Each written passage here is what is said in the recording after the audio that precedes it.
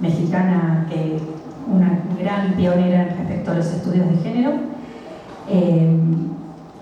Y lo que ella menciona es que la categoría de género analiza la síntesis histórica que se da entre lo biológico, lo económico, lo social, lo jurídico, lo político, lo psicológico, lo cultural, e implica a la biología, pero no determina ahí todas las implicaciones. Entonces, entremos ya en el tema que nos está ocupando. ¿Cuál es el rol de las mujeres en el mundo rural? ¿O qué pasó? ¿Qué sucede con las mujeres en el mundo rural? Lo que sucede con las mujeres en el mundo rural es lo mismo que sucede con las mujeres en general en cualquier otro ámbito.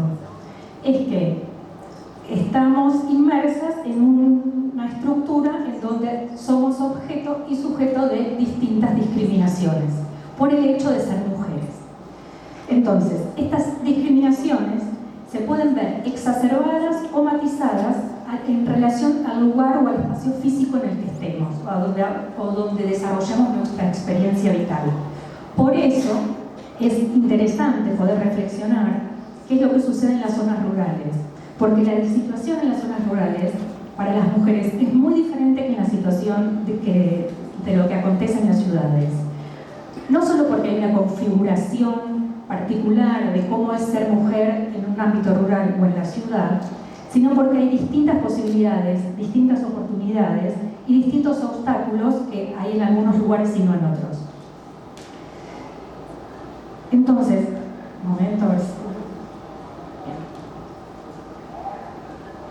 ¿qué es lo que sucede entonces con la discriminación y por ende esta incapacidad de poder ejercer los derechos libremente?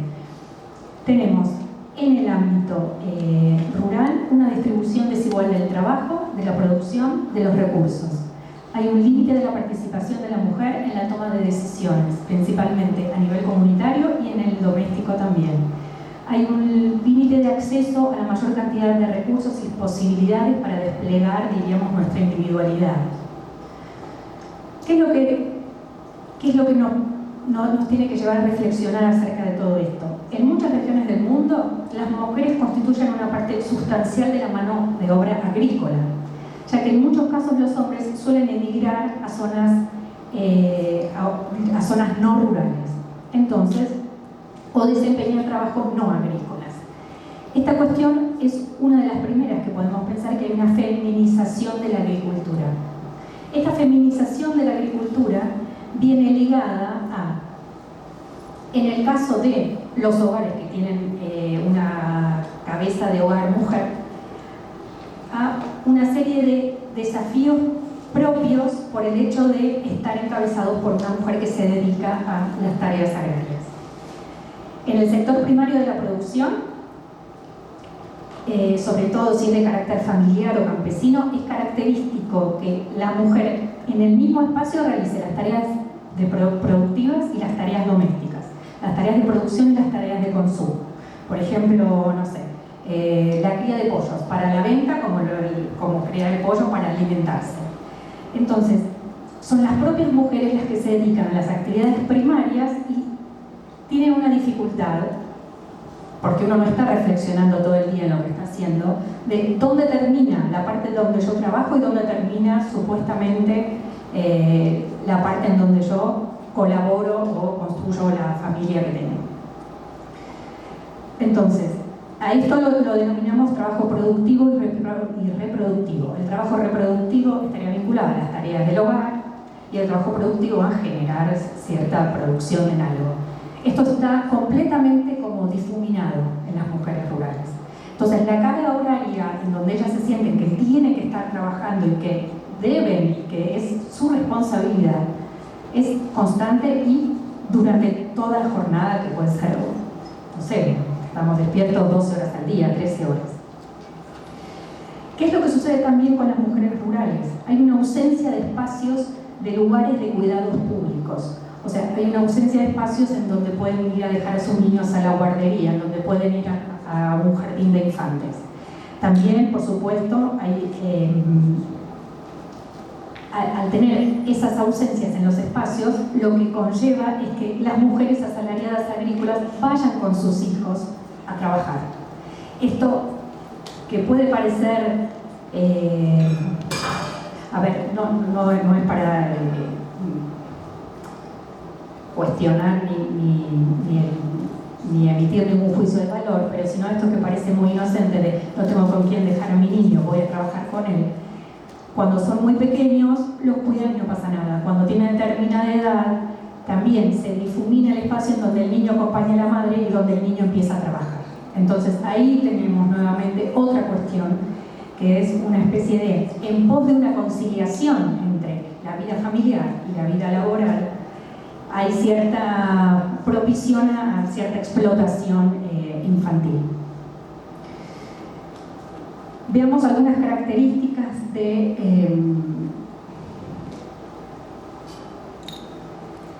entonces de las mujeres en el mundo rural. Decimos que hay una ausencia de espacios de cuidado, esto tiende a cierta que propicia la explotación infantil. En el ámbito rural, al igual que en ciertos contextos urbanos muy precarizados, la ausencia de infraestructura lo que hace es subsumir a las mujeres y a toda su familia en lo que decimos un cierto círculo vicioso de pobreza o feminización de la pobreza, porque son las propias mujeres las que trabajan, las que alimentan a su familia, las que están en una situación de mucha exclusión porque no están resguardadas bajo ningún sistema contractual laboral, porque no tienen aportes ni seguridades sanitarias. Entonces, todo esto hace a que haya una vulnerabilidad de derechos muy fuerte y que las transforme, no digo que sea una relación directa porque no la es, pero sí que las transforman en potenciales víctimas del propio sistema mercantil y el propio Estado, y a veces hasta las propias comunidades. En este sentido, lo que podemos pensar es que la discriminación en las mujeres rurales se concentra y se plasma dentro de la desigualdad de género, tanto en la propiedad de la tierra, y esto tiene que ver con la familia, la comunidad, el Estado y el mercado. En general, la división del trabajo en función del género en el sector agrario, como decía, primero que puede ser temporal, después de que tiene la característica de estar muy mal pago. Y después lo que provoca es, digamos, una suerte de dependencia total a la tierra. ¿Y cuál sería el problema? Porque en realidad no hay ningún problema. El problema es que es el espacio en donde está, que la mujer en general, que es cabeza de familia y su familia, queda conquistada en ese espacio. Cuando ese espacio, por algún motivo, se termina transformando en un espacio hostil, ya sea por cuestiones climáticas o por cuestiones de que no hay más trabajo ahí, les cuesta muchísimo movilizarse. Y eso hace que de movilizarse queden muy vulnerables a diferentes circunstancias, como puede ser en el máximo extremo la trata de personas, y si no, quedan en una situación de pobreza y una depresión económica total. Entonces, lo importante es que nadie duda y que, la economía informal es objeto de un intenso debate, ¿no? Porque algunos consideran que es un sector que lo que hace es proporcionar oportunidades laborales a pequeñas escalas, y otros consideran que es una forma de explotación. Tengan la opinión que tengan respecto a cuál es la economía informal. Lo importante es que lo que se propone o lo que uno hace cotidianamente en el ámbito rural sea esperen que me trabé. Lo que estemos de acuerdo o no con cómo opera la economía informal en el ámbito rural, lo importante es que no queden las mujeres subsumidas a un círculo de pobreza. Entonces, para eso hay que trabajar, para eso hay que desarrollar políticas públicas, para eso hay que pensarlas como sujetos de derechos que sean capaces de ejercerlos. Y desde ahí es que la ONU toma y relaciona la capacidad que tienen las mujeres como operadoras de alimentos como vía de salida a poder ejercer y ser libres en este ejercicio de derechos y romper las vulneraciones. ¿Hasta acá? ¿Me siguen? ¿Sí? ¿No quieren que repita nada? Miren que no quieren que repita. Espera.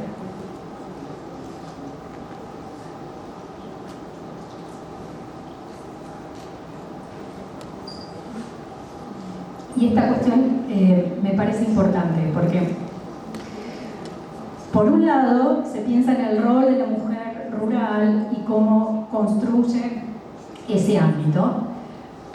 Por otro lado, se piensa en qué fuerte es y cómo el ambiente condiciona un montón de cuestiones ligadas a esta feminización de la pobreza y a esta feminización del mundo agrario.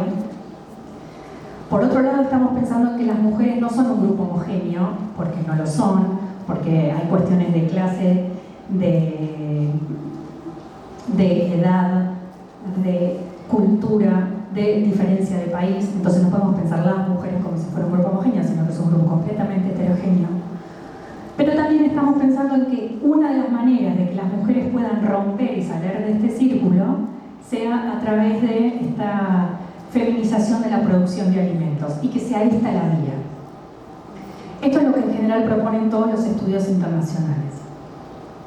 Yo no digo que esté ni mal ni bien, lo único que a mí me lleva a pensar es si no estamos nuevamente pensando en que la producción de alimentos está tan vinculada a lo femenino, si no estamos cristalizando de vuelta un rol de género de ser la que suministra el alimento. Entonces ahí a mí se me provoca una tensión que no la tengo resuelta ni mucho menos, simplemente que la quiero compartir con ustedes, porque me parece que lo que es importante en estos espacios es poder reflexionar acerca de cuestiones que ya vienen como parecieran que están dadas o que son evidentes y que son así. Entonces tenemos un montón de estudios de la FAO en donde lo que se analiza es el rol de la mujer en la producción de alimentos y lo importante que es, y no lo discuto, sin embargo, me parece peligroso que solamente quede el rol de la mujer enquistado en la producción de alimentos y no el rol de la mujer como un agente de transformación política de las comunidades y no el rol de la mujer como poseedora de tierras y no el rol de la mujer como quien tiene acceso al crédito y puede utilizar y comprar más, al rol de la mujer que sea comerciante y que tenga su propia empresa y que pueda vender sus propios productos con una imagen de marca, que pueda tener acceso a internet, por ejemplo, y que los pueda vender y comercializar. Entonces, sin descuidar ni criticar en lo más mínimo a todos estos estudios de la FAO, la relación con la tierra es para mí un aspecto que no es sencillo, que es complejo. El vínculo con los animales en los espacios familiares que están ligados a la producción de alimentos también no es sencillo, porque si no volvemos a pensar simplemente en el rol de la mujer como cuidadora, ¿no? En este también rol tradicional de, bueno, las mujeres son las que cuidan. Entonces yo ahí es como que, por un lado, por supuesto que las mujeres rurales cumplen un rol clarísimo e importantísimo en el desarrollo rural, en las economías locales, etcétera, pero no hay que olvidarse que también hay otra cara de la moneda y que también las mujeres son sujetos autónomos que pueden acceder a otro montón de cosas más allá de alimentar a la población del mundo, que es lo que se dice, ¿no? Entonces, ahí como que las cuestiones de género me hacen ruido. Para más o menos sintetizar esta parte, y porque sé que el tiempo nos apremia y me gustaría terminar la ponencia y no dejarla por la mitad, vamos a pensar rápidamente en que la discriminación que sufren las mujeres en el mundo rural, y por ende la imposibilidad de ejercer estos derechos al igual que los hombres, se reduce en, que es algo de lo que venía diciendo. Y imposibilidad de acceso a la tierra, el agua, el crédito, los servicios de extensión y la capacitación y la asistencia técnica. Todas estas cuestiones estructurales les impiden disfrutar plenamente de sus derechos humanos, dificultan sus esfuerzos para mejorar sus vidas. Las mujeres también tienen menos seguridad, tienen menos formación y tienen que trabajar con tecnologías que han sido diseñadas para los hombres. Junto con la discriminación, estas desigualdades de las mujeres rurales dan lugar a una brecha de género del 24% en la productividad entre mujeres y hombres agricultores para explotaciones de igual tamaño. ¿Qué es lo que sucede? Es que la invisibilidad que tienen las mujeres en el mundo rural lo que hace es ocultar información. Entonces, como las mujeres tienden a trabajar en el sector informal de la economía rural, decíamos primero que no perciben y que no distinguen entre el trabajo productivo y reproductivo, y segundo, que no suelen estimarse ni en términos monetarios y se subestiman en las estadísticas oficiales. Entonces, nunca hay datos certeros, nunca hay datos que nos permitan pensar a través de esos números cómo podemos modificar la realidad social. Y a mí me parece que también esa es una cuestión que parece olvidada y que queda como desdibujada frente a las mujeres pueden alimentar el mundo. Eso no lo dudemos, está bien, no lo vamos a poner en discusión, pero pensemos la importancia que tienen, sobre todo de los organismos internacionales, necesitamos saber cuántas mujeres son, necesitamos saber qué necesidades tienen, necesitamos saber cuáles son las barreras y los obstáculos en las que están atravesando. ¿Por qué? Porque no somos todas las mujeres iguales. Entonces, todas esas cuestiones quedan como desapercibidas y se vincula mujer igual productora de alimentos. ¿Cómo es esto? La feminización de los alimentos y demás.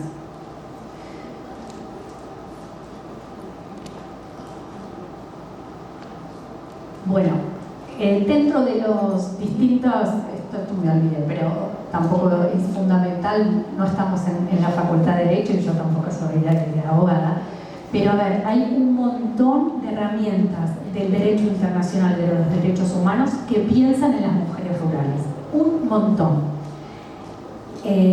Más allá de la CEDAW que la nombraba, está la recomendación 34 que habla sobre los derechos de las mujeres rurales, que es fundamental. Está el programa de acción de la Conferencia Internacional de Población y Desarrollo del Cairo, que también es muy importante. Está la estrategia de Montevideo, que también es muy importante para pensar en las mujeres rurales y en el acceso a derechos. Sé que no es la cuestión que más los y las convoca, pero me parece interesante resaltar que no es que los derechos humanos, desde los derechos humanos no estemos pensando en estas cuestiones, se está pensando, pero yo creo que se está pensando poco. Por eso es importante que desde las universidades se piense y se reflexione para construir acciones que tengan algún tipo de fin práctico. Y esta es una cita que a mí me gusta mucho, que la agregué a último momento, y esto que tiene que ver con este rol de cuidadoras de las mujeres. Y bueno, creo que ¿vieron quién es? ¿Conocen a Adam Smith? ¿Sí? ¿No? ¿Alguna vez lo escucharon nombrar por lo menos? Bueno, a mí me pareció muy gracioso cuando lo leí en un libro que circula, es un libro bastante tonto, pero esta frase me pareció muy interesante, ¿no? ¿Quién está detrás de una persona que se dedica a escribir y que se dedica a reflexionar? Y en este caso, para que él escribiera todas sus teorías, para que el carnicero, el panadero, el cervecero pudieran ir a trabajar, era condición sine qua non que sus esposas, madres o hermanas dedicaran hora tras hora y día tras día al cuidado de los niños, la limpieza del hogar, preparar la comida, lavar la ropa, servir de paño de lágrimas y discutir con los vecinos. Para el niño, criarlo, cultivar el huerto, hacerle la comida, a los hermanos ordenar la vaca de la familia, coserle la ropa, o cuidar a Adam Smith para que él pueda escribir La riqueza de las naciones. A mí me parece que esto es como una manera de condensar un poco lo que estuvimos pensando o lo que les estaba proponiendo. Ahora me gustaría igualmente retomar algunas cifras que propone la FAO en relación a la situación de la mujer en el mundo rural. Porque también es importante, como les decía, hablar de cifras, ¿no? Entonces, ¿cuáles son las brechas de género en la región que es Latinoamérica? Y estamos hablando del mundo rural. El 8,4% de las mujeres de la región experimentan inseguridad alimentaria en comparación con los hombres.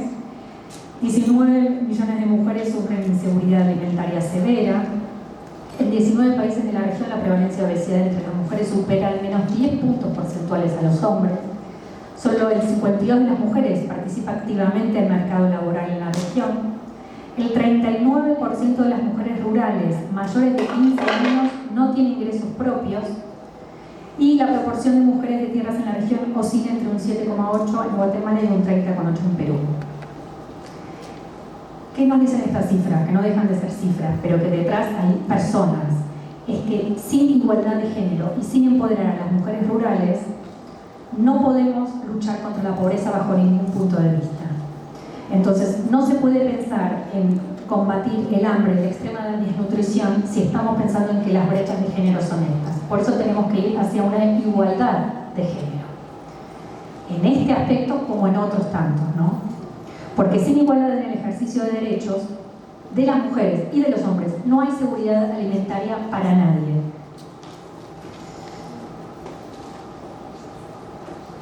Y acá están estas cuestiones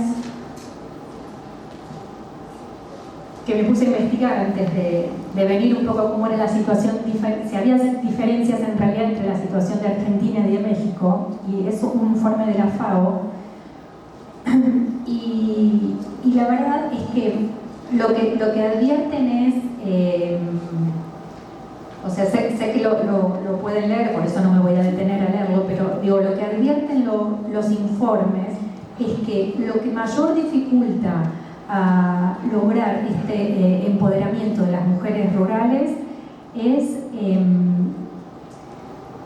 como esa barrera que hay de manera más o menos invisibles en el ejercicio de cualquier derecho. Y de cualquier derecho diríamos, da por resultado el derecho en la producción de alimentos. Entonces, son distintos países, uno está en el sur, otro está en el norte, pero lo que sucede es que las mujeres son agricultoras es una cuestión indiscutible, que están en un lugar de subordinación es una cuestión indiscutible, que tienen un rol importante para conseguir cierta seguridad alimentaria es una cuestión indiscutible. Lo que para mí es discutible es que sea eso solamente a lo que le atribuyamos al rol de las mujeres, a la seguridad alimentaria.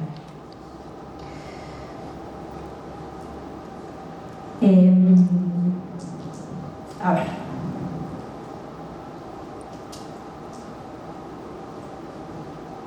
Otra cuestión que me parece importante tener en cuenta. Según otra investigación que estuve leyendo justamente para poder compartir con ustedes, es que Save the Children Internacional, o sea, es toda la ONG que estudia, digamos, la cuestión a nivel más allá de América Latina, también de África, cuando está pensando en estos datos, lo que mencionan es que las mujeres y las niñas constituyen más del 40% de la mano de obra agrícola y se encargan entre el 60 y el 80% de la producción de alimentos. Y que también, tanto mujeres como niñas, experimentan desproporcionados efectos del cambio climático, porque a menudo quedan fuera de la escuela o no pueden trabajar. Lo que acrecienta también cierta dependencia con, diríamos, ciertas relaciones y vínculos familiares y, de vuelta, era lo que mencionaba hace un rato, quedan como enquistadas en un determinado lugar. Bien.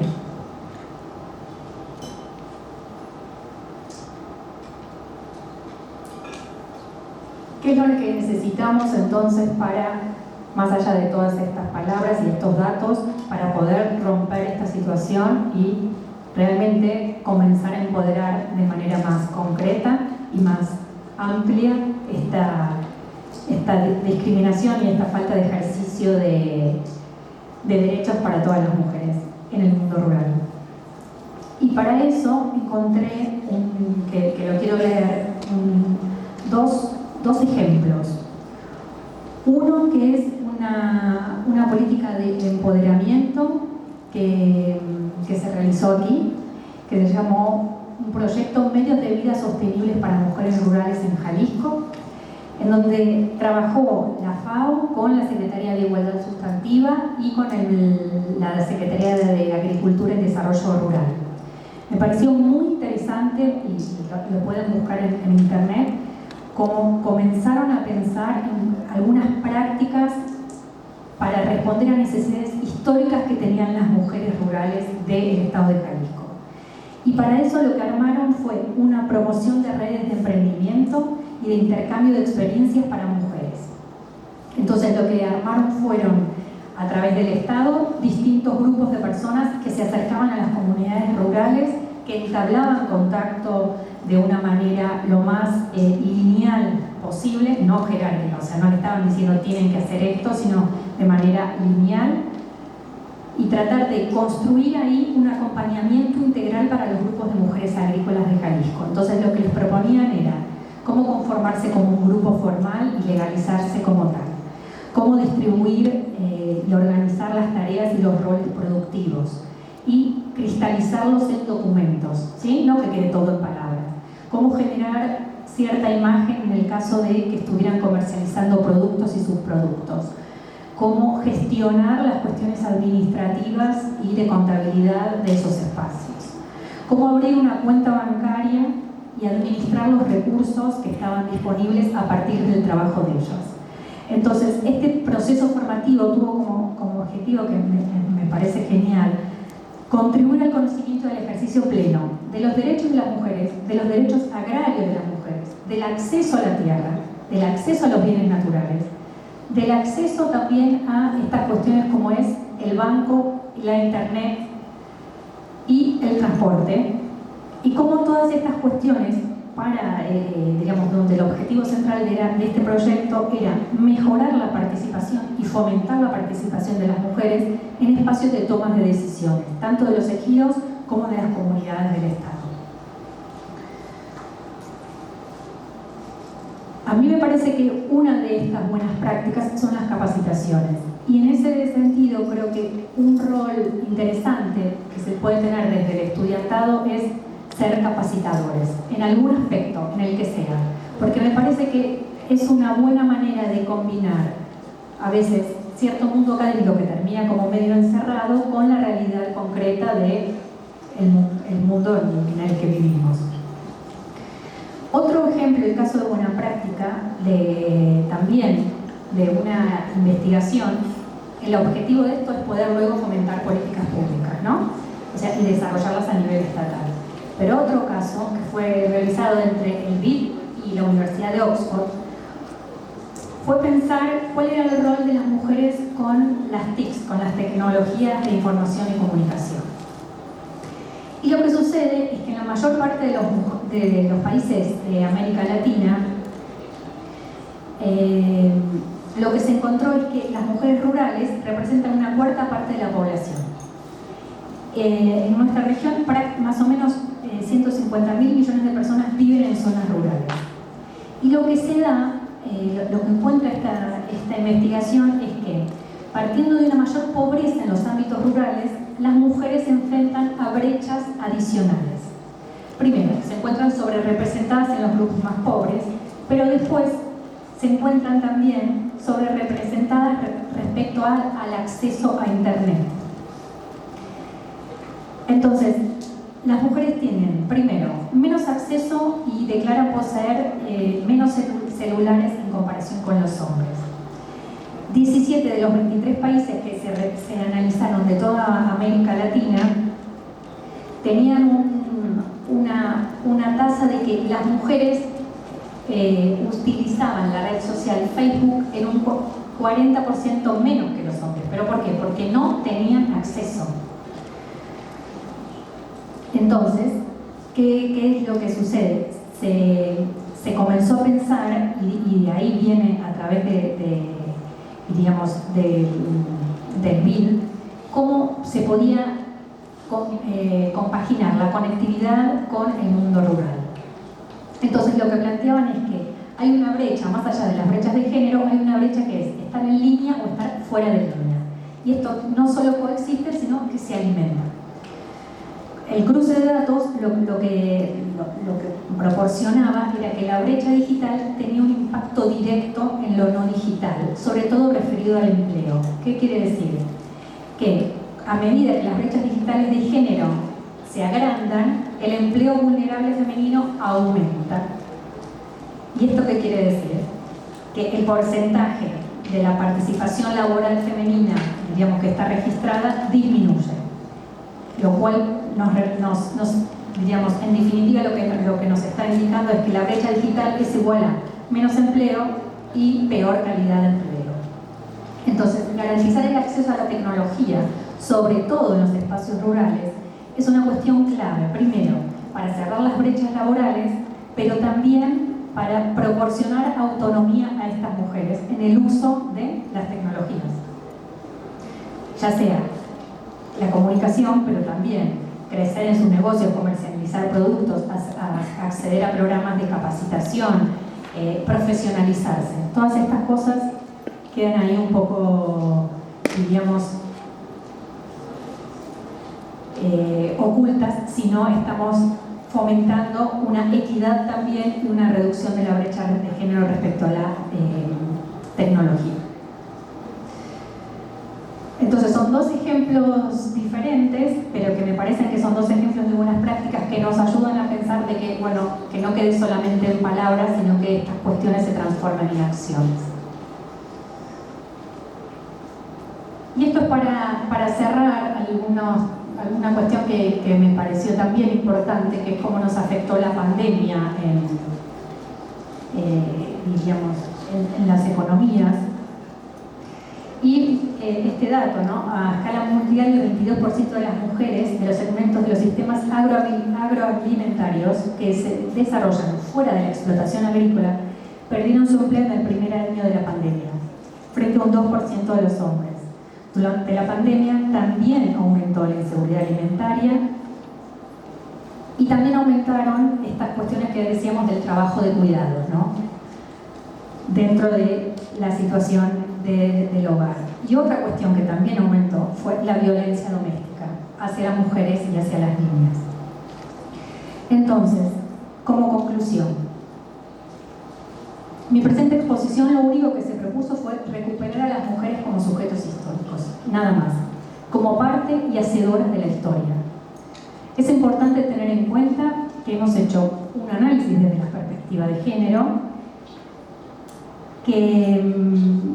que partimos de la consideración de que vivimos en una sociedad desigual, en donde se generan espacios de subordinación, en donde las mujeres fueron relegadas a determinados espacios. En esta cuestión hablamos de las mujeres en el mundo rural.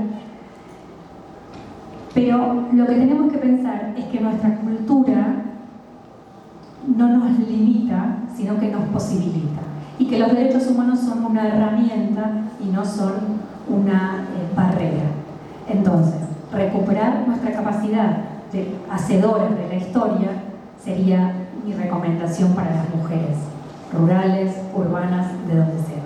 Muchas gracias.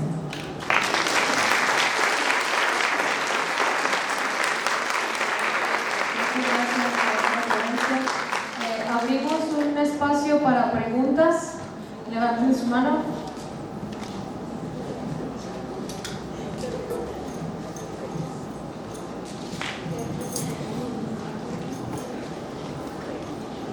Voy a ser breve, Florencia. Gracias. Florencia, como dato, el 24.4% de las mujeres rurales de México, las mujeres viven en hogares rurales de México. Hablamos de cerca de 16.3 millones de mujeres. Oaxaca, Chiapas y el estado de Hidalgo son quienes concentran a la mayoría. Por ahí de poquito menos del 20% hablaremos de las mujeres de Jalisco. El fenómeno migratorio impacta y parte de esas mujeres y niñas que no tienen opción se trasladan principalmente a los campos de frambuesa y zarzamora del estado de Jalisco. Sin embargo, son invisibles, no conocen sus derechos, me atrevo a decir que ni siquiera saben cuáles y qué valores representan los derechos humanos. No existen datos referentes a esas migraciones y el estado de vulnerabilidad de las mujeres jornaleras o también nombradas obreras rurales en Chile, en Jalisco y en Michoacán se comparten ruralidades y realidades respecto a la vulnerabilidad de las trabajadoras del campo. Necesitamos políticas públicas que nos permitan llevar a cabo acciones para proteger a este sector de la sociedad que necesita y urge por atenciones y verdadera posibilidad de desarrollo que les permita salir de la pobreza. Objetivar. Ser vista a la mujer como objeto, no como sujeto. A las mujeres les ha conferido límites predeterminados y la dominación respecto a lo sexual les ha otorgado un segundo lugar o un tercer lugar. En el ámbito rural y urbano, el sujeto femenino, la mujer y la niña es multifuncional. Y en el ámbito rural cuesta aún más físicamente y socialmente. Hablamos de la mujer rural y de entrada la clasificamos en el opuesto. La definición de la ruralidad es compleja. Es a la fecha definida respecto a la comparación con lo urbano y por ende es una discriminación y segregación social como sujeto. Entonces, hablamos de la feminización del trabajo y la suma de las violencias a las que se somete de nacimiento, porque de nacimiento se le clasifica, se le categoriza, se le cataloga. No podemos hablar de que las mujeres, por un lado, llamadas urbanas, tienen las mismas oportunidades que las rurales. Y de entrada la ONU debería de repensar esas clasificaciones que se otorgan a los sujetos, porque entonces los derechos humanos seguirán siendo letra muerta. Pregunta: ¿cómo los derechos humanos serán herramienta para que la humanidad viva en civilidad cuando las violencias se han exacerbado y alcanzado límites inimaginables? Hasta se creó el término feminicidio, aportación de la doctora Lagarde. Y por último, tenemos una legislación, una constitución, tenemos nuestra Carta Magna, y ahí, sin ser abogada, ni pretender hablar ni opinar nada del ámbito de los profesionales de las leyes, la Carta Magna nos otorga igualdad de derechos. Entonces, hagámoslos válidos, trabajemos desde la academia, porque nuestros alumnos y alumnas los conozcan, los difundan y los hagan valer. No debemos trabajar por empoderar a las mujeres. Las mujeres ya están empoderadas. El problema es que no lo saben. Y si lo saben, no saben cómo ejercer ese poder. Ahí es donde entra la academia, donde debemos trabajar en la educación. Cómo aprovechar la tecnología para que puedan acceder a esa educación. Gracias.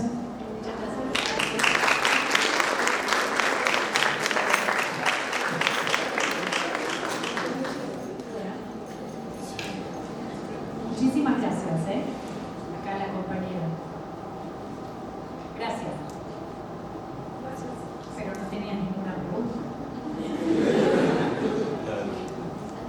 ¿Cómo podríamos, como academia contribuimos? A mí me parece clave, lo mencioné al pasar y lo ha retomado muy bien, el rol que tienen los estudiantes, el rol que tienen de... ¿Por qué? Porque manejan ciertos códigos y pueden ser portavoces y tienen ciertas herramientas que a veces en determinados ámbitos no se tienen. Entonces es la conjunción de dos espacios. El espacio tal vez que ni siquiera reconoce que tiene derechos, porque el problema está ahí. Entonces, ¿cómo vamos a pensar en ejercerlos si no los pueden reconocer? Pero sí con un interlocutor que tenga ciertas herramientas y que conozca cuáles son esos derechos y que pueda operar no como iluminador del camino, sino como agente de cambio. Y ahí creo que es importantísimo el rol de la universidad. No, gracias a vos.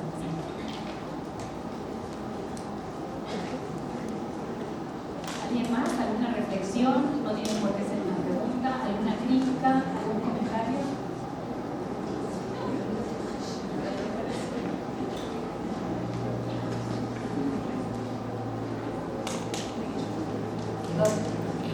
Fue brillante.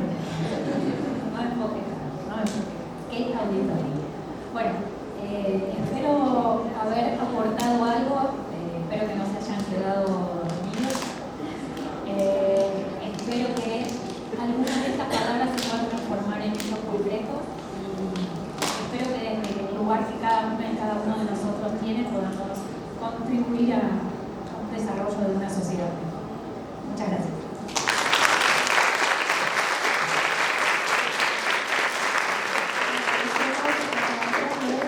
Y a continuación se le hará entrega de una constancia por parte de la rectora Graciela Murillo Cabrera, rectora del Centro Universitario.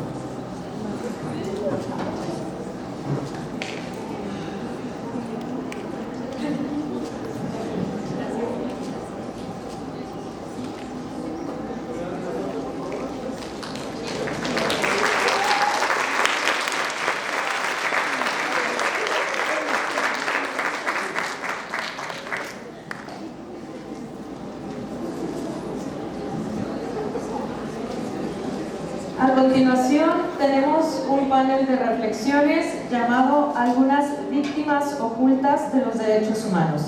En este panel nos acompaña como moderadora Linda Dayan Castro, quien es abogada, magíster en producción internacional de los derechos humanos, políticas públicas y sostenibilidad de la Universidad Alfonso X en España, magíster en Derecho Procesal Constitucional de la Universidad Nacional de Lomas de Zamora, Argentina, especialista en Derecho Procesal Constitucional y Justicia Militar en Derecho Internacional de los Derechos Humanos y en Legislación Educativa y Procedimientos, y cuenta con una experiencia profesional de 19 años.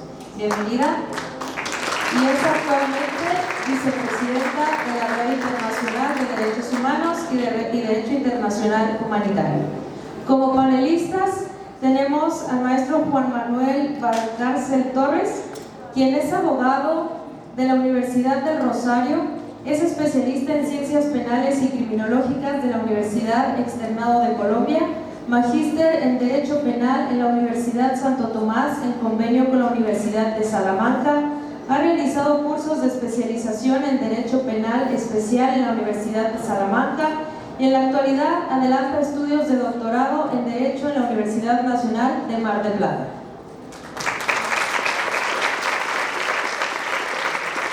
También contamos con la presencia de la maestra Florencia Verónica Schkolnik, de quien previamente leí su reseña. Bueno, nada más mencionar, socióloga por la Universidad de Buenos Aires con más de 15 años de experiencia. También contamos con la presencia del maestro Julio César Matos, quien es abogado, magíster en Derecho Penal, doctor en Derecho, cuenta con una maestría en Criminología y Psicología Judicial por la Facultad Interamericana de Litigación de la Universidad de la Barra Interamericana de Abogados ACED en México, cuenta con una maestría en Administración, mención Dirección de Recursos Humanos por la Universidad Nacional de Educación Enrique Guzmán y Valle, así como diversos diplomados en el área de violencia de familias, psicología criminal, protección integral a la víctima, entre muchos otros. Investigador experto en victimología, victimodogmática, derecho victimal, política victimal, victimización, victimogénesis, victimalística, psicología victimal, criminología, criminalística y ciencias penales.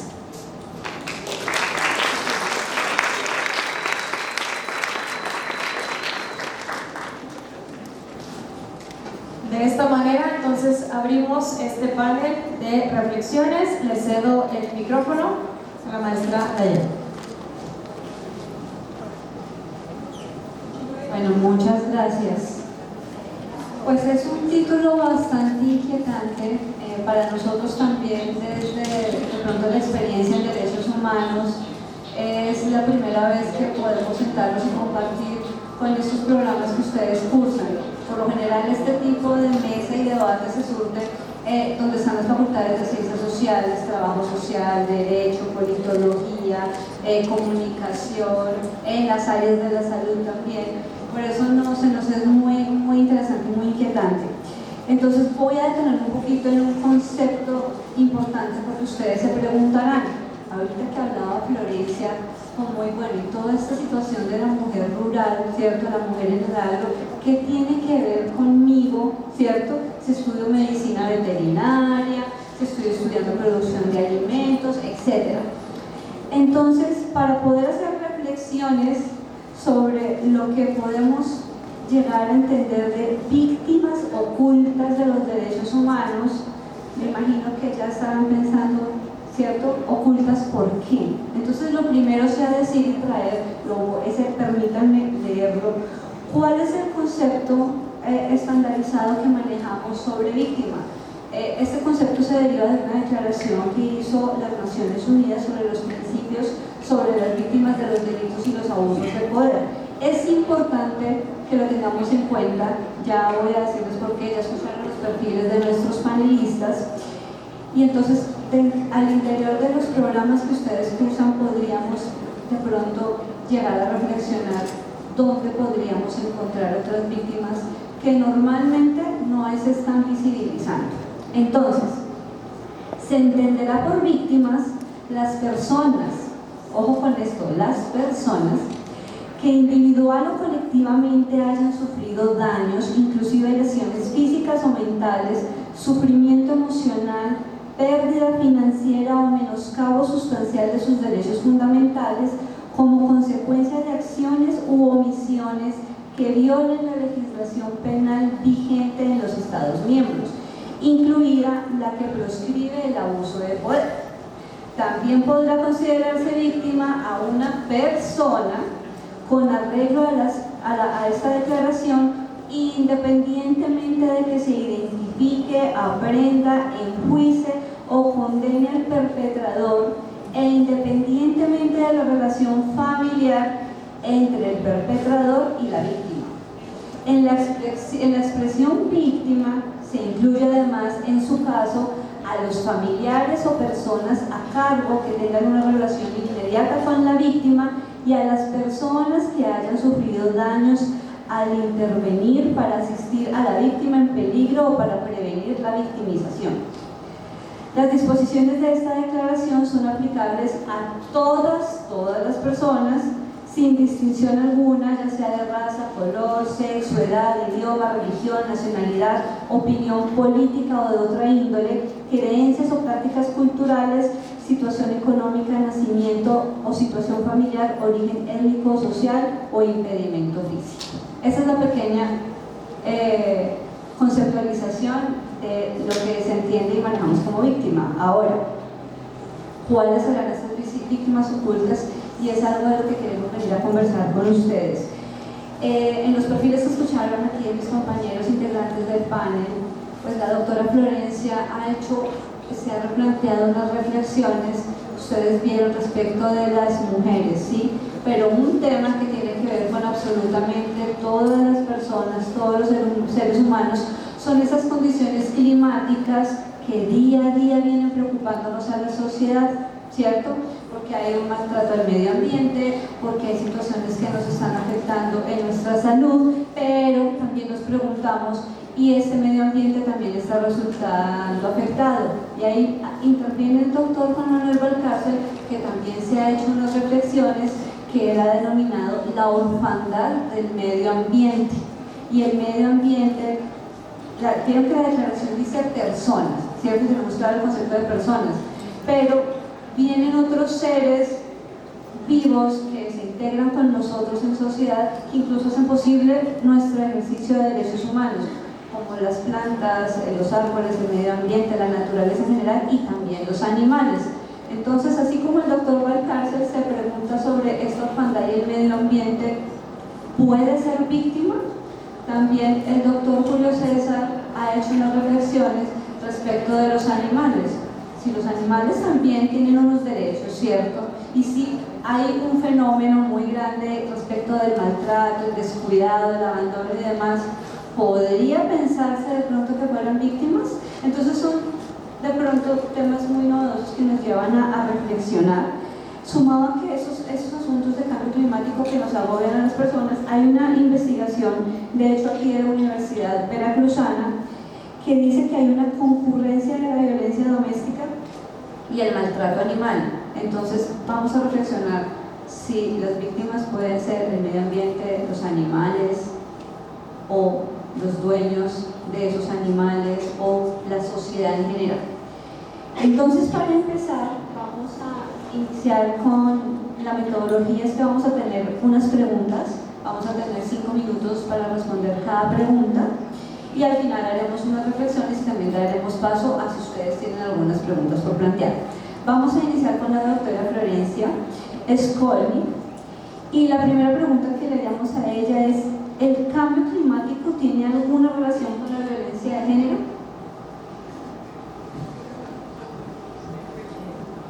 Hola.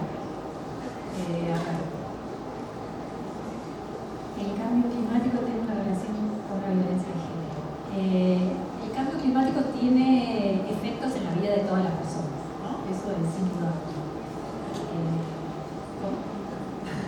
Altera las economías, el medio de subsistencia de todas las personas y frente a determinados extremos nos hace absolutamente mucho más vulnerables a todos y a todas. En este producir un ambiente tan a veces hostil, ya sea por sequías, inundaciones, incendios, etc., lo que se termina provocando son migraciones y desplazamientos. Ahora, si tiene una relación directa el cambio climático con la violencia de género, yo voy a decir que no. Sin embargo, yo creo que tiene una relación indirecta. ¿En qué sentido? En que no podemos establecer que hay una relación completamente como se fue. No podemos decir 2 más 2, 4, a más calor, más violencia doméstica, a menos calor, menos violencia doméstica. No, sería que estamos simplificando el fenómeno de una manera bestial. Estamos pensando en el comportamiento y en las relaciones sociales y humanas y son muchísimo más complejas.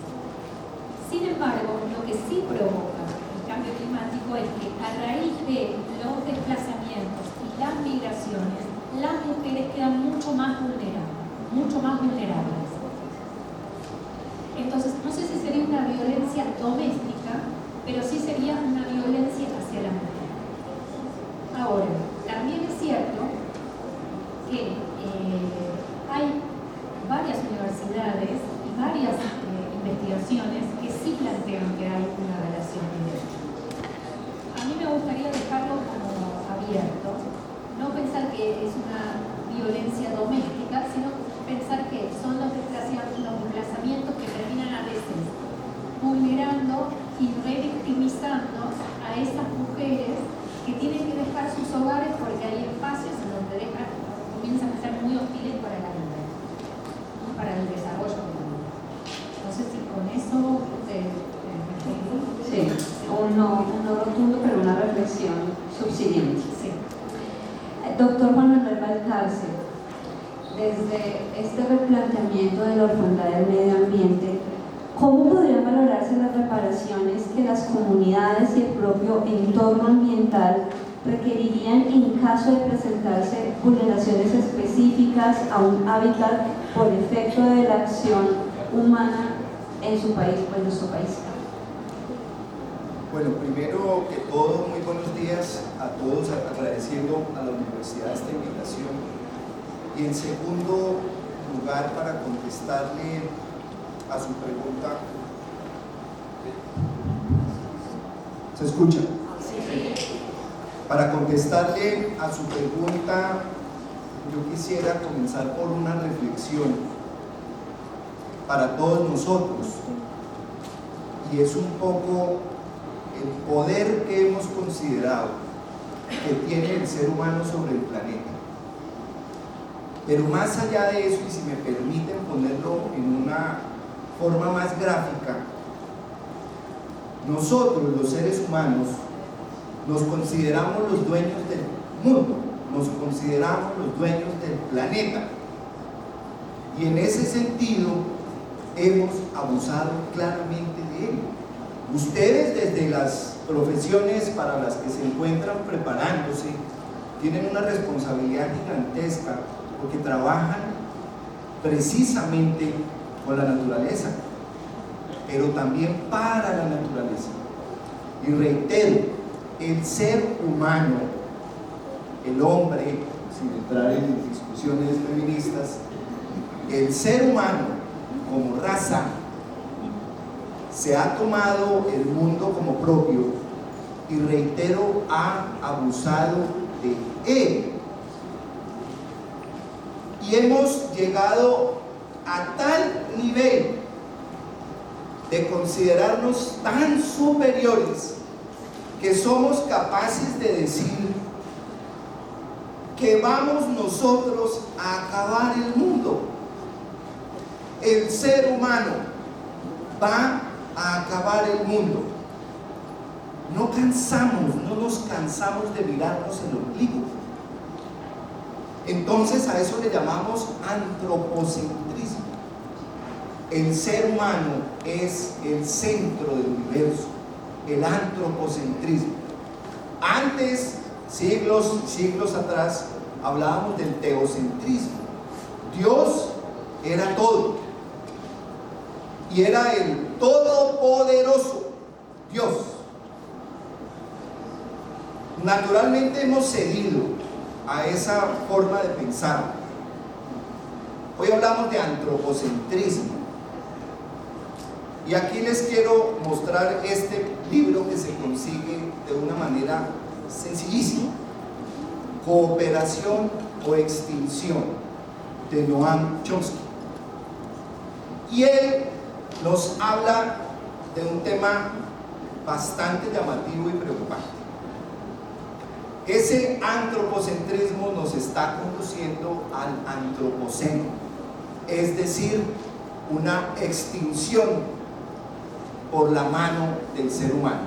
Y aquí retomo: el antropocentrismo, el considerarnos el centro del universo, el centro del mundo, y no ser capaces de levantar la mirada de nuestro propio ombligo, nos lleva a pensar que somos nosotros los que vamos a acabar el mundo o el planeta. Y yo quiero dejar como respuesta a esa pregunta de la doctora Linda, es que la madre naturaleza primero acaba con nosotros y continúa. El mundo no se va a acabar por el ser humano.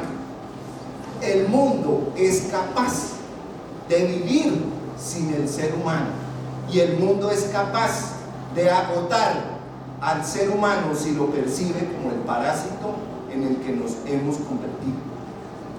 Luego los invito a un cambio de pensamiento, y me voy a tomar esa parte de la pregunta, doctora Linda, en lo que tiene que ver con la reparación. La reparación la construimos todos los días, cada uno de nosotros, todos los días, con un granito de arena cada uno, en la vida cotidiana y en el cuidado del planeta que nos está alojando, y en cualquier momento puede eliminarnos y continuar sin nosotros. Hay libros que me da pena decir que los leo, porque pareciera que fuera como un libro de autosuperación, y siempre, incluso a mis hijos les digo, eso no se lee.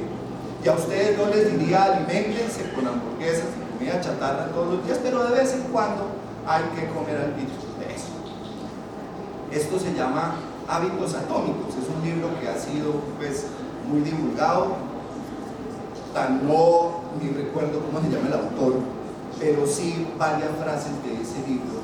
Y es, por ejemplo, el que trabaja con la piedra y el que trabaja en una cantera, el último golpe que le da a la piedra no es el que desprende la gran roca, es cada golpecito que se le va dando el que produce un gran movimiento.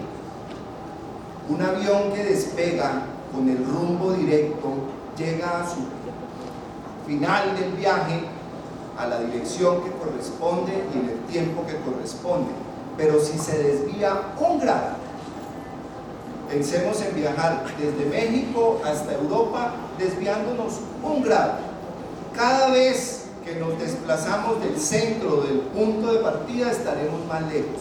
Cada grado, cada aporte es significativo para el cuidado.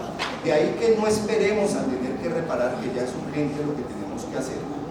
no dañemos más, y ese sería con lo que quisiera cerrar, doctora.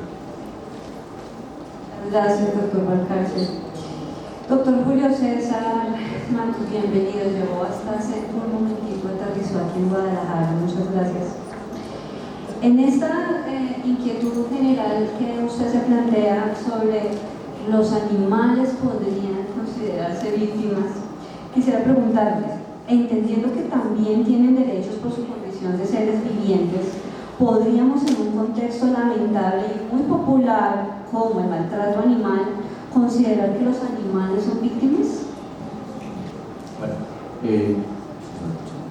ante todo, muy buenos días, a todo este selecto panel, esta magna aula universitaria. Muchas gracias a la señora rectora por la invitación, muchas gracias, y también a la doctora Linda y a los colegas que me han precedido.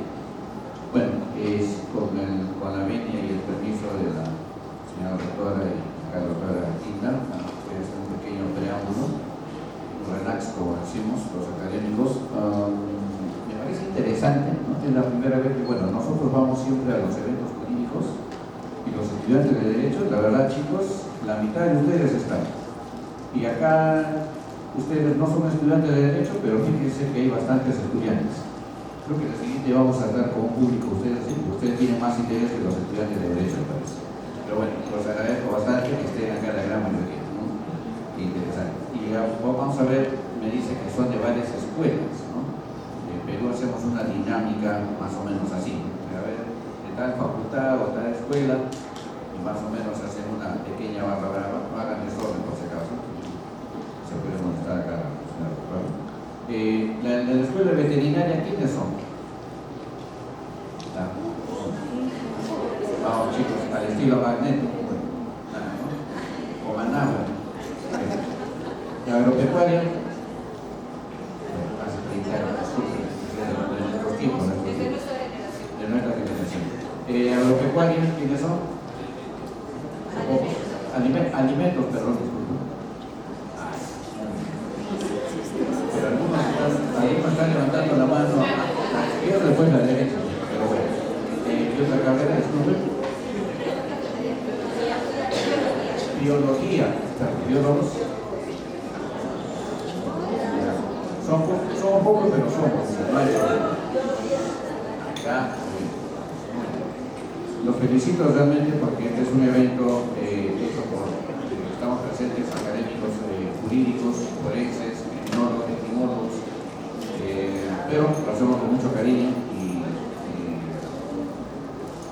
admiro el interés de ustedes. Hablar de víctimas es amplísimo. Hablar de víctimas aparentemente es un tema pues sesgado, mínimo, y muchas veces más hablamos del delincuente, del criminal, del malhechor o victimario, como quieran llamarlo. En mi país es así, pero cuando hablas de la víctima, ¿pero para qué vas a hablar de la víctima? Eso, pues ahí está el fiscal, ahí están las entidades ONG Pro Mujer, y no, el pobrecito es el delincuente. Eso por lo menos pasa en Sudamérica, ¿no? Incluso pues, Argentina, Perú, Bolivia, Chile, y no creo que México sea la excepción. Hablar de víctimas es amplísimo y tiene una magnitud muy grande. Justamente estamos estrenando un texto sobre victimalística que habla sobre el lugar de victimización y se apoya en muchas disciplinas, ¿no? Multidisciplinarias, y en eso México es bastante pionero en ello. Me explico: existe fotografía forense, biología forense, ingeniería forense, veterinaria forense, por si acaso. Existen casi todas las ramas desde el punto de vista forense para investigar el delito o el presunto delito. Entonces, desde ese punto de vista, hablar de la víctima no es algo tan mínimo, ínfimo, es hablar de un familiar victimizado, es hablar de nosotros, es hablar de la sociedad, es hablar de muchos aspectos. Yendo al tema que nos ha indicado la doctora Linda, los animales pueden ser considerados víctimas o no pueden ser considerados víctimas. En principio, la victimología, ¿no? Obviamente que ustedes no son estudiantes de Derecho, pero quiero hacerlo más sencillo, lo más, digamos, breve en este tema. Estudia científicamente a la víctima de un delito, una persona que ha sido victimizada por un delito. Juan Pérez dispara a María. Esa situación es victimizar a una persona, convertir a una persona en víctima. María es la víctima y Juan Pérez es la victimaria. Así de simple, no hay que hacernos mucho problema en cuanto al concepto. Ahora, los primeros estudios de victimología surgieron en los años 40, bueno, 1946, por varios autores, no es necesario ampliarlo, porque como dije, ustedes no son estudiantes de Derecho, pero quiero ir por ahí con el tema. Siempre se ha hablado de que solamente un ser humano puede ser catalogado como víctima. Los estudios de victimología así lo establecen. Hay alguna tendencia, un autor que he visto por ahí, español si no me equivoco, que ya mencionaba que el tema que podría, ¿no? También a los animales, porque son seres vivientes, que podrían, particularmente, ¿no? Y para llegar a esta conclusión y a la respuesta que la doctora, que muy didácticamente nos ha planteado la doctora Linda, somos de la opinión que no podemos catalogar a un animal como víctima. Solamente es eso, esa denominación, esa calidad, solamente lo puede ser un ser humano. Ahora, ustedes dirán, no es posible, se está discriminando. No. Víctima solamente puede serlo, ¿no? Un ser humano. ¿Ya? ¿Qué es lo que pasa, por ejemplo, en algunas legislaciones de Latinoamérica, de Sudamérica, de Perú? Existen ya los delitos de maltrato animal. Maltrato animal, en la que se ha hecho algo, un estudio. Bueno, la mayoría de congresistas pues, no son abogados, no tienen ni profesión en mi país, por eso pues, las normas están un poco como están. Bueno, no sé si en México también, pero bueno. Entonces, no tienen estudios de primaria completa, ¿no? pero ganan más que creo que nosotros juntos. Un poco terrible el tema. Es política, no es un tema técnico.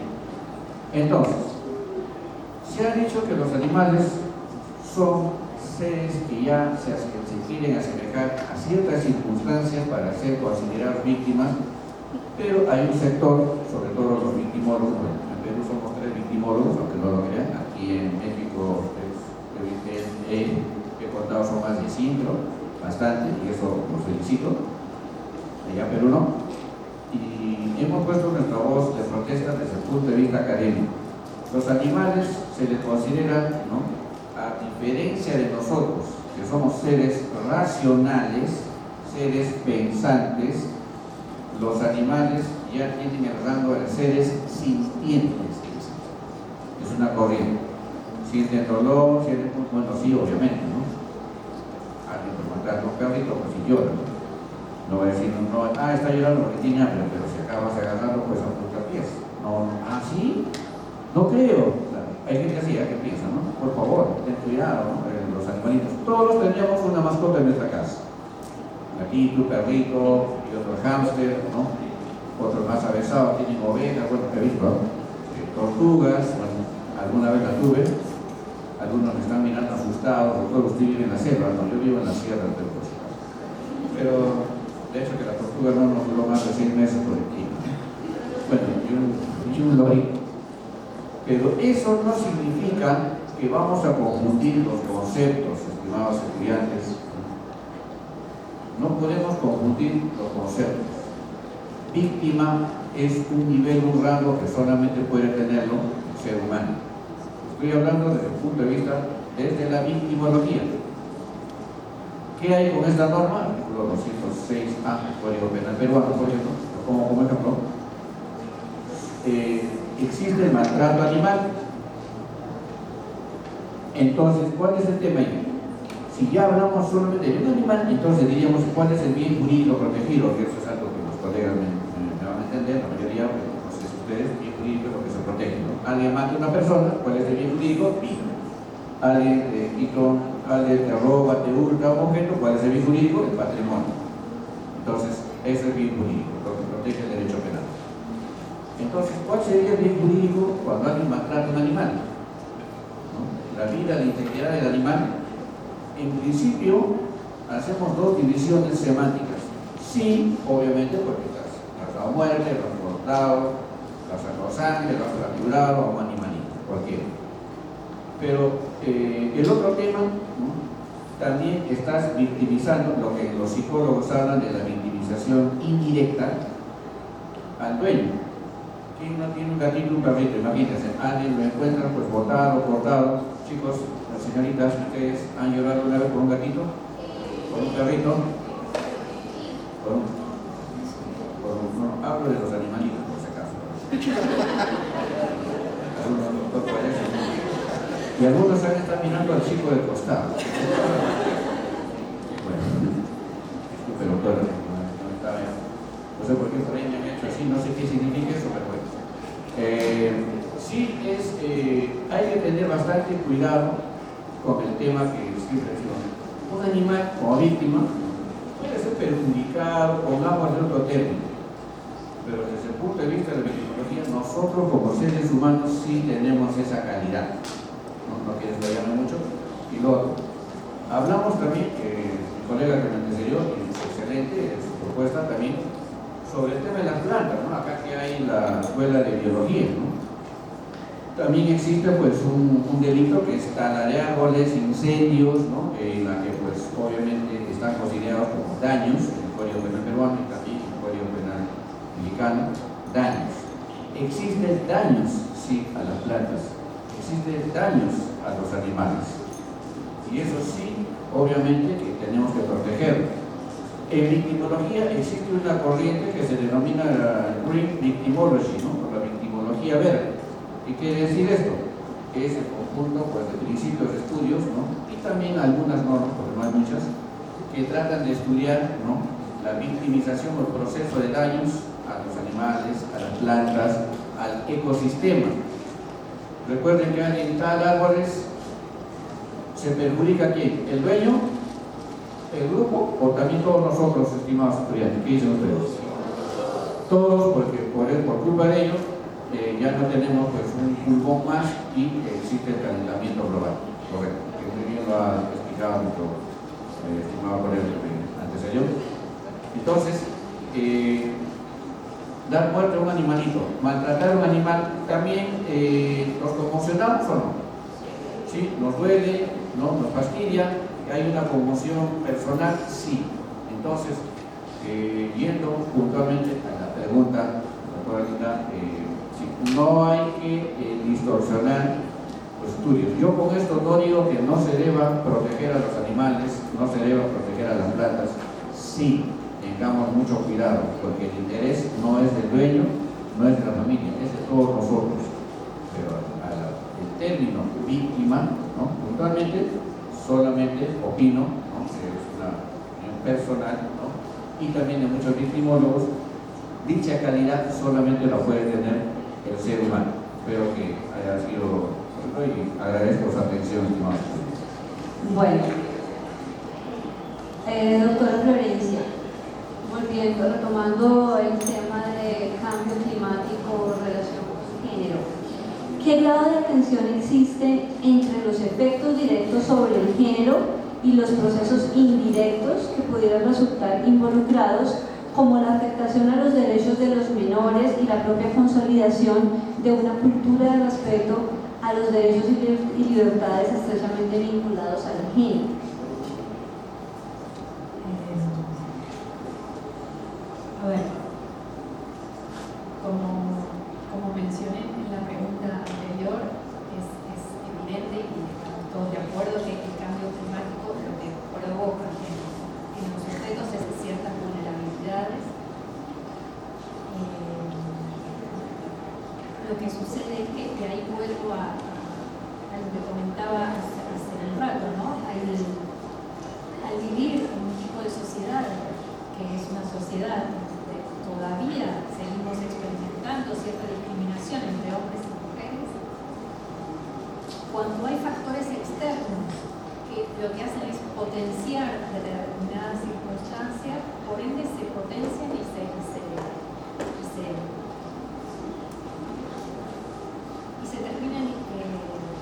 y termina afectando en el ejercicio de cualquier derecho humano, ¿no? O sea, como decíamos, si nosotros seguimos la discusión del medio ambiente, nosotros somos los primeros responsables que tienen una repercusión directa, como decía recién Julio, ¿no? En la propia comunidad, en la propia sociedad. Si lo pensamos en términos de esta diferencia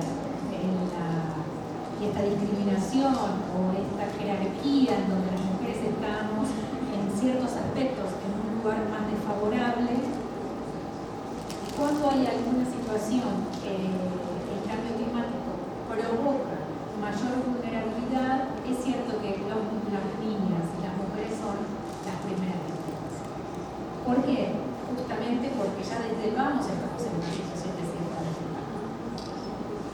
En particular, hubo un informe que salió, yo no sé si fue en el 2022 o 2023, respecto a las estadísticas de trata de personas. Y eran 11 puntos. Uno de esos puntos hacía referencia a que el cambio climático está aumentando la vulnerabilidad de todas las personas, pero que además los desastres naturales lo que provocan es el desplazamiento de las personas y eso fomenta cierta vulnerabilidad a poder ser potenciales víctimas de trata. ¿Y qué es lo que sucede con las niñas, con los niños y con las mujeres? Por experimentar una situación de mayor vulneración, terminan siendo más fácilmente captadas o captados por los tratadores. Entonces, terminan siendo reducidas en situaciones de servidumbre, en general, las niñas, más allá de la violencia sexual que pueden enfrentar. Entonces, sí hay una vinculación, sí hay una vulneración de derechos, sí era algo que no se estaba pensando en los últimos informes de cómo está la situación de trata de personas, pero sí, digamos, gracias a los distintos objetivos del desarrollo sostenible y estos distintos puntos, el punto creo que es el punto 3, que es cambio climático, y el punto 16, que es sociedades más justas, equitativas y demás, nos están empezando a interconectar, porque cuando el medio ambiente, cuando vivimos en un ambiente hostil, eso repercute necesariamente en el ejercicio de cualquier derecho. Muchas gracias. Doctor Juan Manuel, ¿qué grado de eficacia muestran las políticas públicas de reparación a comunidades y entornos biológicos como resultados de vulneraciones al medio ambiente por razones o presiones violentas por acceso a recursos en Colombia? Repito, ¿qué grado de eficacia muestran las políticas públicas de reparación? Bueno, para poder uno hablar de lo que son las políticas públicas como un antecedente a la toma de acciones, es decir, es una declaración de intención, o así lo entiendo yo, una política pública. Necesitamos resolver un problema y vamos a generar políticas públicas, es decir, el Estado como ente ejecutor debe plantearse hacia dónde ir. Entonces, ¿qué es lo que debe hacer? Debe ver cuáles son los problemas. Voy a hablar en esto del tema colombiano, pero es algo que debería corresponderse no solo a la realidad de nuestra Latinoamérica, sino al mundo en general, que todos tenemos algunos problemas similares. Me voy a referir tan solo a los más grandes problemas que tiene Colombia en torno a la implementación de esas políticas públicas que ya existen. Primero, tenemos un muy serio problema, muy difícil de entender, y es la voladura de líneas de conducción de hidrocarburos, de petróleo. El hidrocarburo, los petróleos van desde que se extraen hasta que se llevan a donde son tratados el petróleo. Va por unos tubos, por unos oleoductos, son tuberías. Y desde hace décadas los grupos insurgentes, y muy en particular las FARC y lo que hoy queda de las FARC, y otro grupo guerrillero que se llama el ELN, el Ejército de Liberación Nacional, y aquí debo reconocer que el gobierno colombiano está tratando de hacer un proceso de paz con ese grupo guerrillero con la ayuda de ustedes o del gobierno de ustedes, con la ayuda del gobierno mexicano o de ustedes. No puedo distinguir lo que es el gobierno y la intención de un gobierno de ayudar a otro país a resolver un problema si no son todos ustedes dándonos la mano en esa labor que tenemos por delante. ¿Qué ocurre con ese ELN? El ELN, Ejército de Liberación Nacional, es el que más voladuras, explosiones, utilización de explosivo en los oleoductos ha generado. ¿Qué ocurre cuando se rompe un tubo de esos? Usualmente van cerca de cuerpos de agua e inutilizan los cuerpos de agua, la envenena, la daña. ¿Qué más ocurre? La tierra que toca la daña. Y estamos hablando de grandes extensiones de tierra. Ese líquido se va extendiendo y va matando lo que toca. La tierra que toca la daña, el agua que toca la daña. Y viene la muerte del ecosistema, los peces, ¿cierto? Las algas y los animales que comen sobre la tierra se van a dañar. Inentendible cómo una lucha insurgente tenga como mecanismo de visibilidad destruir la naturaleza. El siguiente ejemplo lo entiendo más, no lo comparto, pero lo entiendo más, y es la minería criminal, o lo que se ha llamado la minería delictiva, criminal. ¿Qué ocurre? Y vuelvo al tema colombiano. El oro está en los ríos, en algunos ríos. Para poder extraer el oro, se imaginarán ustedes entonces retroexcavadoras removiendo las orillas de los ríos. Se imaginarán ustedes a estos criminales desviando el curso de los ríos, y se imaginarán que esto es lo más triste de todo, el vertimiento de mercurio y cianuro en las cuencas hídricas. ¿Eso qué supone? La muerte del río. Y cuando hablo de la muerte del río, es la muerte del río. No sé si les ha pasado en México o les ha pasado directamente a ustedes, pero ver uno con sus ojos que donde había un río hoy hay tierra es triste. Y esa es la mano del hombre. ¿Por qué les digo que lo entiendo más? No lo comparto, pero en Colombia hemos visto secos ríos caudalosos por el uso del mercurio, el cianuro y el desvío de su cauce.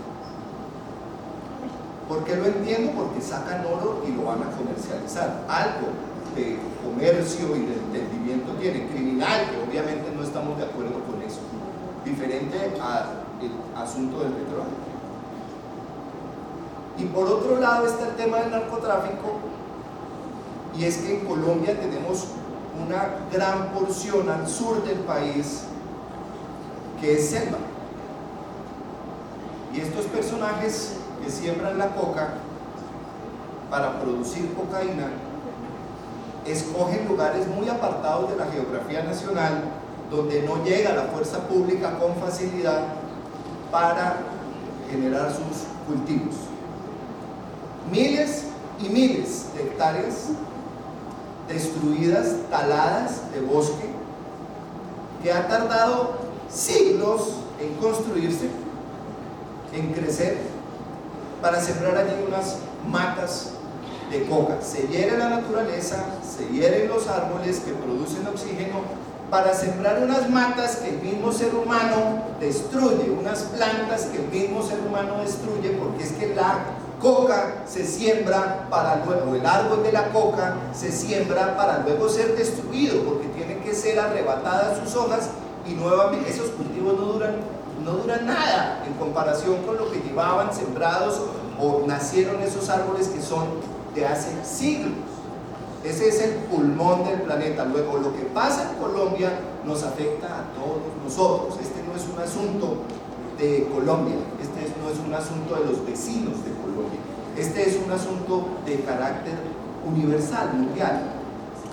¿Por qué este círculo? Para llegar a la política pública. La política pública tiene que verse reflejada en acciones. A mi gusto, las acciones que se están desarrollando para poder de alguna manera contener ese fenómeno no están siendo suficientes, y por eso la doctora Linda mencionaba un trabajo sobre el cual todavía estoy y sigo dando pasos y pasos y pasos. Es el tema de la orfandad del medio ambiente, no tanto la invisibilidad del medio ambiente, sino la orfandad. Todos estamos viendo el daño al medio ambiente. ¿Quién se hace responsable? Pues, ¿qué pasa con esas políticas públicas? Se levanta la mano, se apunta con un dedo, hay este daño, hay este daño, hay este daño, ¿y qué estamos haciendo? Cero. Huérfano. Todas las instituciones que deberían estar trabajando en pos del cuidado del medio ambiente no lo están haciendo. Luego, el escenario de la política pública ya está desarrollado. ¿Qué falta? La acción. Y falta, reitero, en un todo. Los avances que se han desarrollado, al menos en mi país, avances, les voy a decir esta palabra horrorosa, que son nulos. Hay que hacer muchísimo más si uno quiere pasar de la acción al hecho. Y como les digo a mis hijos, hay que pasar de la boca a las manos. Hablar y hablar y hablar y no utilizar las manos para hacer es realmente una otra de las enfermedades del ser humano que nos perjudica mucho. Hay que pasar a la obra. Luego, la política está, falta ir de la boca a la mano. Gracias, doctora. Muy bien, doctor.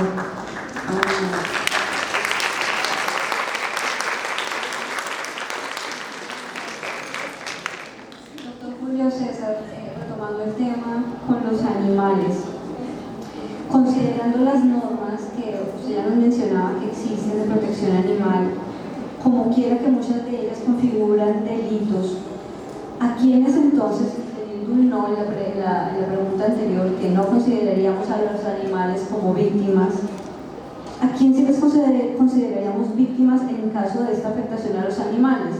Seguramente vamos a tener una respuesta que usted anticipó de los dolientes directos en el caso de las mascotas, pero ¿habrá una victimización, habrá alguna responsabilidad si lo vemos como sociedad, teniendo en cuenta que muchos animalitos están en la calle, no tienen dueños, pero también hay muchos animales libres en el bosque, también está la casa, etc.?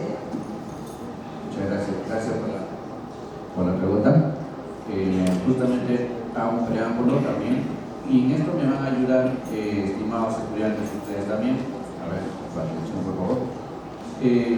Los tacos al pastor, ¿de qué está hecho? ¿Carne de qué? Bueno, en Perú le decimos chancho, acá le dicen cerdo. Pero estoy hablando del animalito, por si acaso. Muy bien. La barbacoa.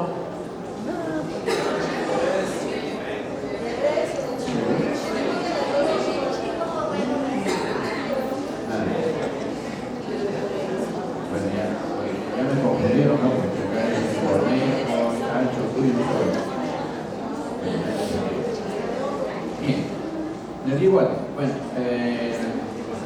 las enchiladas, no sé qué es. Pollo. Muy bien, muy bien. Para que vean que también esta vez que vengo acá y ya...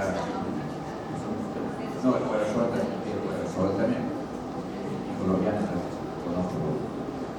Bien, se han dado cuenta, y conforme para ir a la pregunta de la doctora Anita, ¿por qué estamos protegiendo a los animales que se dicen silvestres, ¿no? en peligro de extinción, ¿no? De reserva, ¿no? Animales como dicen, de exposición, algunos lo llaman? ¿Y qué pasa pues con el pollo, con el cerdo, con la vaca, que estos animalitos no tienen derechos? Se han dado cuenta que hay una doble moral, ¿no? Juego nuestro perrito, nuestro gatito, excelente, ¿no? No lo toques, maltrata animal, no hay problema, yo también tengo un perrito. Pero ¿qué pasa con los demás animales que incluso ha habido denuncias, ¿no? Una de ellas fue que a Kentucky Chicken, porque a los pollos los mataban con la mano, los aventaban al suelo. Antes de la pandemia un video, la verdad, muy horroroso. Yo alguna vez fui a un camal allá en la ciudad de Guadalajara, donde vivo, y el muchacho cuando estaba agonizando lo metieron vivo a un carguero. Y la verdad me chocó bastante, ¿no? Pero aunque no lo crean, fue impactante. La verdad que no nunca más ir a un camal, la verdad me chocó un poco, disculpen los veterinarios, pero fue algo tan cruel, dije, ¿por qué los animales salvajes sí merecen protección penal, ¿no? ¿Y por qué algunos otros animales no? Entonces, yo les digo a ustedes, ¿no? Ustedes sí sean juristas, ¿no? ¿Qué me dirían? ¿Hay una doble moral? ¿Está bien? ¿Está mal? De manera genérica. ¿O la forma como deben ser sacrificados debe ser otra? Claro, es rico verlo en el plato, ¿no? La barbacoa que me encanta, pero el proceso hace el tema del sufrimiento de estos animales. Entonces bueno, creo que se me ha antojado.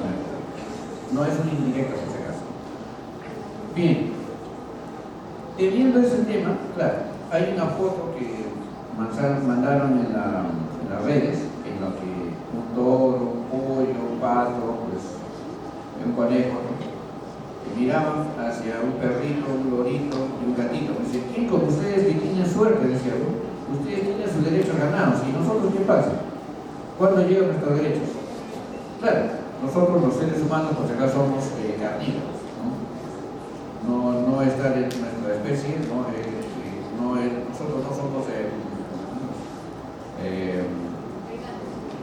los contrarios vegetarianos, gracias a Dios.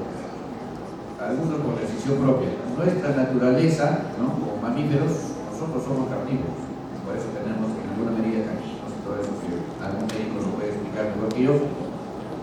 Pero obviamente es parte de nosotros. Pero ya cuando las personas comienzan a exacerbarse y decir sí, derechos para todos los animales, pero ciertos animales tienen derecho y otros animales no tienen derecho. Hay una dicotomía. Entonces comencemos a trabajar por eso quizás. Claro, no puedo desconocer que si somos carnívoros hay ciertos animales que sí debemos sacrificarlos porque es parte de nuestra dieta alimentaria, ¿no? Quizás estoy redundando. Entonces, hay defensores de los animales que también deberían tomar en cuenta ese aspecto, ¿no? Porque unos animales sí y otros no. Entonces, esa es una reflexión que hago, y otros han dicho, pues aquí hay veterinarios, es incluso en la forma como también podemos sacrificar a los animales, que los necesitamos, sí, pues somos carnívoros. No debe haber hipocresía en ese sentido, pero los métodos, la forma, cómo los vamos a sacrificar, que no implique un sufrimiento genético. Yo vi en estos cerdos cómo nos poníamos vivos, y era algo de como 3-4 minutos porque estaba agonizando. Entonces, evitar eso quizás digo yo, puede ser una solución. técnicamente, acá los estudiantes y los docentes de veterinaria quizás hablen con más criterio que yo, puede ser una solución. Yendo a la pregunta de la doctora Linda, ¿no?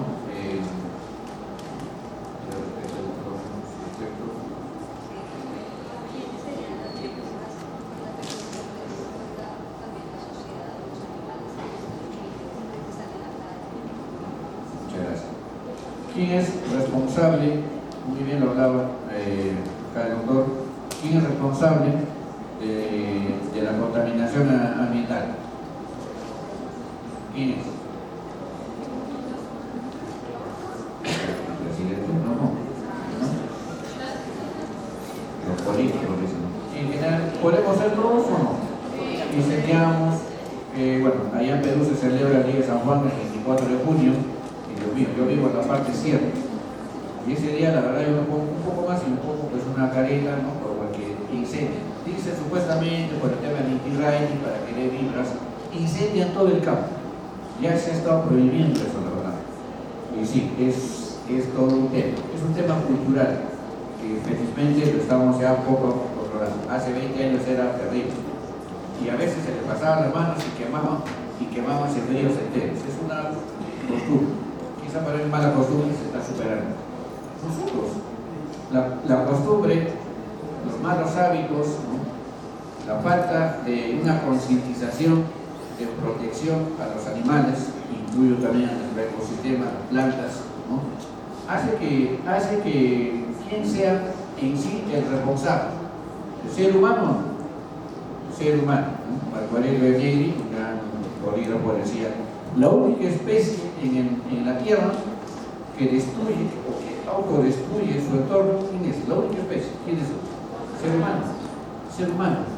Es increíble. La única especie. Pues algunos antropólogos, no recuerdo el nombre, unos americanos, decían que nuestra raza pues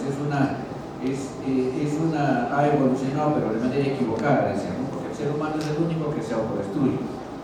Fíjense ustedes las guerras que hay en Medio Oriente. Entonces, teniendo en cuenta eso, si nosotros somos responsables, y en la primera intervención que dije, que los animales no pueden catalogarse de víctimas, entonces tienen que haber responsables, tienen que haber, en todo caso, así como hay personas que también victimizan, talan árboles, exterminan animales, entonces hay otras personas que sí, obviamente, vengan a mascotas, crían, velan por la seguridad de los animales en los zoológicos y en otros campos, ¿no? Los lugares de protección. Entonces, ¿quiénes serían víctimas en este caso? La sociedad se victimiza en ese sentido, porque todavía, yo creo que acá casi todos ustedes, también están concientizados de que hay que proteger. No solamente no hay que incendiar ni talar árboles, también no hay que maltratar a los animales. Y en ese sentido yo diría que las víctimas, incluso de manera no solamente indirecta, sino también directa, somos también nosotros las personas, el ser humano, la colectividad. Aquellos animales, la doctora Linda me preguntaba sobre los animales, por ejemplo, que no tienen dueño, los animales de la calle y todo eso. ¿Quién debe ser responsable de eso? Las autoridades. Nosotros también estamos inmiscuidos. Aquí hago también una llamada de atención. Todos nosotros siempre hablamos de la municipalidad, no sé cómo lo llamamos, el municipio, ¿no? Del municipio, que el gobierno no hace nada, los políticos no hacen nada. Muy bien. ¿Y nosotros hacemos algo? Aquí hay personas en biología, en veterinaria, ¿no? ¿Hacemos algo? Sinceramente, yo sé que quizás algunos lo hacen. Y por eso estos eventos es necesario y es importante, ¿no? Y gracias por darme la oportunidad, porque la protección de los animales, la protección del ecosistema, no va por un tema técnico, si es víctima, si considera víctima, por la legislación, por dinero, por un tema pues, mediático, político. Va por un tema de concientización del ser humano, de protegernos a nosotros, a nuestro ambiente, a los animales son parte de nuestro hábitat. Y en eso nosotros debemos tener bastante cuidado y ser equitativas. Les agradezco bastante. Muchas gracias, doctor. Bueno, por el tiempo, estamos separados siempre, tenemos que hacer en otra universidad. Lamentablemente no voy a poder seguir con las preguntas ni no vamos a poder dar paso al público para preguntas, entonces les pediría, cumpliendo el tiempo, querido Julio, que todos den una conclusión de cierre respecto de su temática, que no pasemos de 2 minutos, por favor. Florencia, ¿empezamos?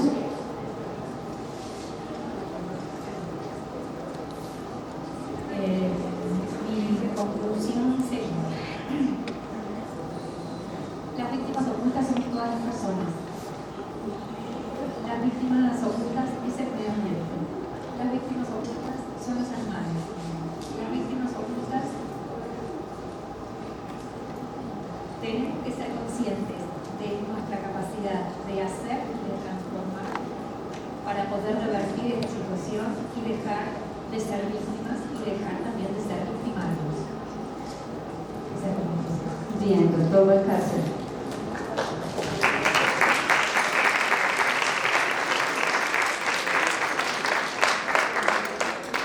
No voy a hablar menos del tiempo, doctora Linda, menos de los 2 minutos. Yo solamente quiero agradecerles por prestar sus oídos a unas palabras que son dadas con el cariño de este colombiano que viene hoy a compartir algunos de los temas que le preocupan y espero nos preocupen a todos. Que algo quede. Con mi señora que está aquí tenemos un trabajo con unos niños en Colombia, en un municipio pequeño, en Apulo. Tenemos la oportunidad de ayudar niños en situación de vulnerabilidad y en este momento son 52 oportunidades para hacer el bien. Con uno que saquemos bien, nos damos por bien servidos. Es lo mismo acá. Gracias por prestar sus oídos y con algo que quede, ya uno se da por bien servido. Cómprense este librito, Cooperación o Extinción, por internet, les llega a su casa y se lo leen en una tarde. Subrayenlo con lápiz, con eso pueden volver a leerlo y releerlo las veces que quieran. Muchas gracias por su atención.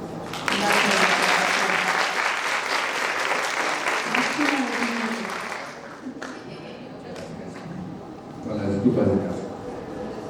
Dos conclusiones. Primera conclusión, desde el punto de vista victimológico, ¿no? los animales no pueden tener la categoría de víctimas, solo lo tiene el ser humano. Sin embargo, merecen cariño, merecen protección, merecen esa atención del ser humano porque son parte del humano. Segundo, ¿quién puede ser víctima ante el maltrato de los animales? La colectividad, nosotros, porque nos afecta también a nosotros. Nosotros somos responsables de ellos y por lo tanto nosotros también vamos a ser la persona que sí estamos comprometidos con la protección de los animales, entonces nos vamos a sentir agraviados, afectados cuando se maltrata, se elimina a un animal. Muchas gracias.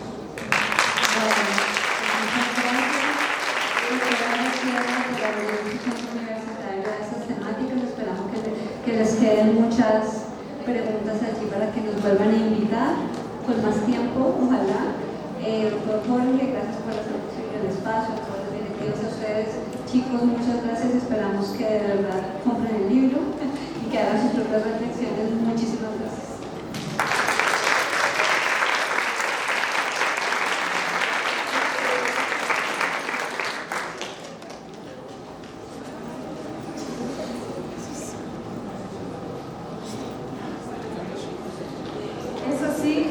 Llegó el momento de concluir estas conferencias.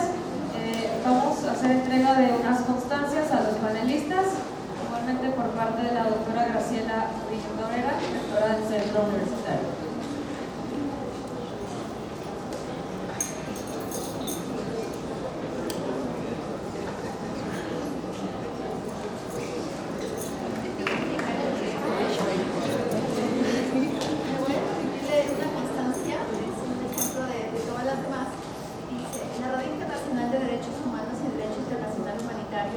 Otorga la presente constancia a la maestra Linda Castro como moderadora del panel Reflexiones sobre dentro del marco del 5º Congreso Internacional de Derechos Humanos, Víctimas y Justicia, Guadalajara, Jalisco, 15 de abril de 2024.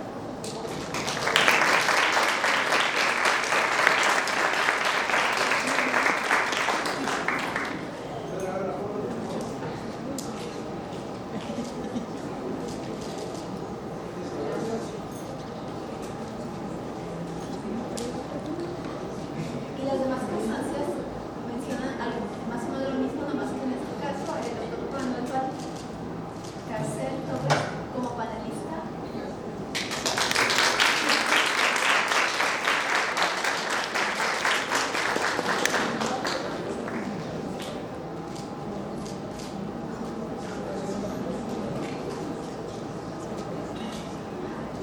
El doctor Julio César Lemos y Constancia también como panelista.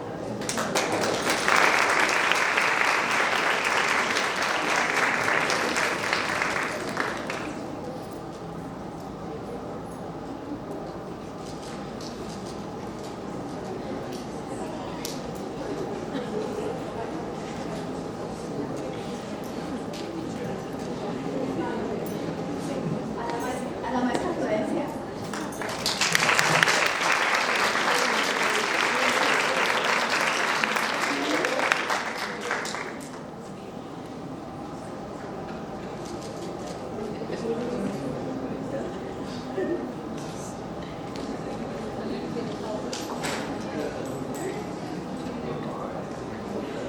¿Quién es otra?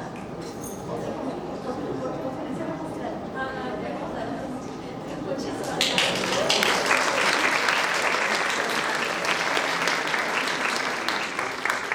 Agradecemos su presencia, distinguidos panelistas, por abordar estos temas tan interesantes. Ya sé que no hay tiempo de preguntas, pero yo creo que como mexicano leer respecto a los demás. Hay que modificar. Y lo estoy contemplando. Pues muchísimas gracias a todas y a todos por haber estado aquí y aprovechar estos interesantes comentarios y siempre se aprende con amor y familia. Muchas gracias. Muchas gracias.